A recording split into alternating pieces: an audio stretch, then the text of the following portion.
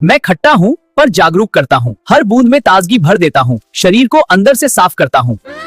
मेरी मिठास सिर्फ स्वाद नहीं, कड़वाहट को संतुलित करना ही मेरी असली ताकत है। धीरे धीरे असर दिखता है। हर बार खुशी का वादा करता हूँ, लेकिन ज्यादा मिल जाऊं तो असर बदल जाता है। मीठी चीजें हमेशा हल्की नहीं होती। खुशी के पल मेरे बिना अधूरे लगते हैं, लेकिन हर दिन जश्न बन जाए तो असर बदल जाता है। खास होना ही मेरी असली पहचान है। मैं छोटा दिखता हूँ पर असर गहरा करता हूँ। हर घूंट में राहत देता हूँ, अंदर से ताकत बढ़ाता हूँ। मेरी खुशबू तेज है पर असर उससे भी ज्यादा। मैं चुपचाप शरीर को मजबूत बनाता हूँ, बिना शोर के काम करता हूँ।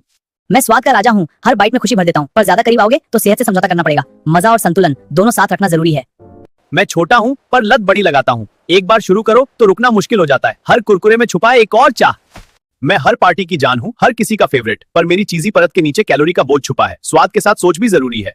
मैं ठंडक देता हूँ पर अंदर से मीठा खेल खेलता हूँ। जितना ज्यादा पीते जाओगे उतना ही और चाह बढ़ती जाएगी।